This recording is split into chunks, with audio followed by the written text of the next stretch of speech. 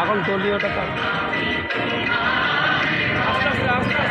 চেষ্টা করেনি, তারা আমাদের বন্ধু, আমাদের ভাই, তারা যে কোনো করুক তাদের বন্ধু হিসেবে, দেশের নাগরিক হিসেবে তা আমরা সম্ভব। বন্ধুরা কেমন আছেন?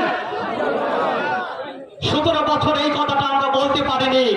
17 বছর আমরা ইসলামিক মাইন্ডেড, তার ফেসবুকে লেখি কি এখন শুধু নির্বাচন করে পাগলে, তো নির্বাচন করে পাগলে বিএনপি তো বাংলাদেশে এখনো 148 বগুড়ার থাকতে পারে না।